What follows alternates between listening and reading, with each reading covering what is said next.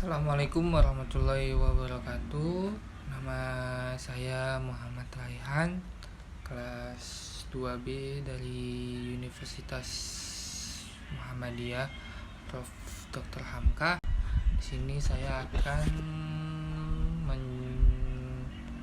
meresensi buku yang berjudul Book of Leadership, yang mana pemimpin yang tepat dan berpengaruh bukan yang berkuasa. Buku ini dikarang oleh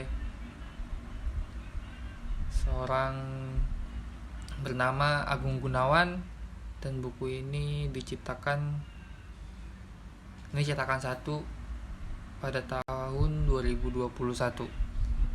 Di sini saya akan meresensi buku yang berjudul Book of Leadership, yang mana banyak pemimpin besar itu adalah kaum generalis gitu. Mereka tahu banyak hal, tapi pada saat yang sama pepatah lama juga berlaku gitu. Jika Anda mengejar dua kelinci, maka keduanya tidak akan tertangkap. Inilah pentingnya seorang pemimpin menguasai seni mengalah prioritas. Tantangan terbesar dalam hal prioritas sebenarnya dialami oleh para pemimpin tingkat menengah. Di satu sisi, mereka memiliki tanggung jawab yang besar terhadap kelompok dan pekerjaan gitu. Di sisi lain, mereka tidak sepenuhnya memiliki kendali pekerjaan atas berbagai tanggung jawab dan kebijakan karena mereka memiliki pemimpin yang tingkat atas gitu. Tantangan tetaplah tantangan yang harus diselesaikan dengan baik gitu. Seorang pemimpin dalam fase atau tingkat manapun gitu, harus mampu membuat dirinya sampai pada suatu titik di mana ia dapat mengelola prioritas dan waktunya. Seorang pemimpin juga yang baik bisa mengelola prioritas dan waktunya dengan cara kayak gini gitu. 80% misalkan waktu Anda harus digunakan untuk mengerjakan apa yang kekuatan utama Anda gitu.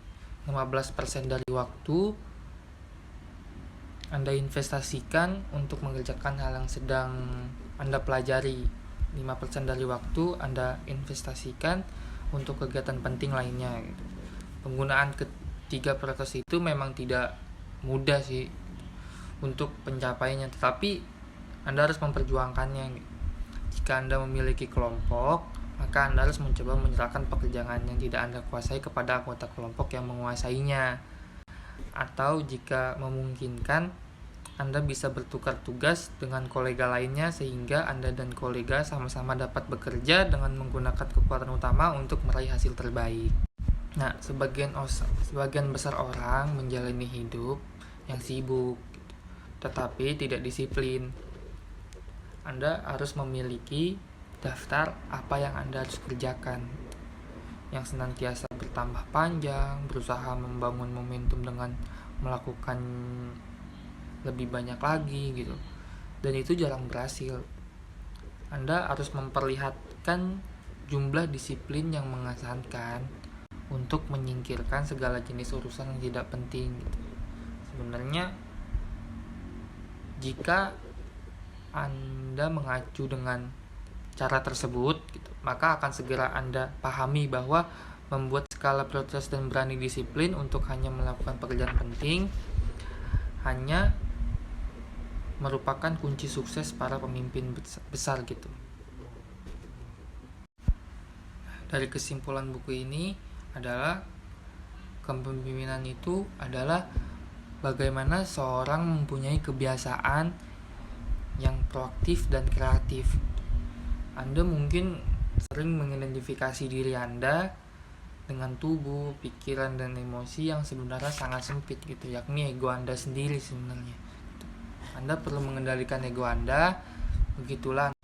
Nah, begitupun juga ketika kita membaca buku ini, kita dapat ilmu gitu, yakni menyimak, terus merespon, memberi contoh, memecahkan masalah, komunikasi luar arah, bersikap luas, bertindak gitu, bukan bicara gitu.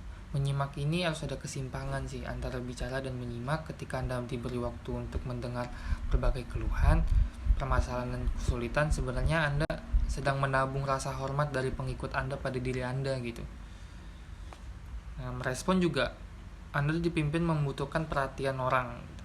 Anda perlu menyimak isi pikiran mereka, tidak hanya mendengar gitu. Anda juga harus merespon kebutuhan dan pertanyaan mereka gitu, dengan memberi respon yang tepat dan cepat gitu. Kualitas kepemimpinan Anda akan meningkat di mata mereka gitu. Seperti itu. Nah, berikut itu adalah isi dari buku Book of Leadership, pemimpin yang tepat dan berpengaruh, bukan yang berkuasa gitu. Ini karya dari Agung Gunawan. Sekian dari saya Muhammad Raihan. Wassalamualaikum warahmatullahi wabarakatuh.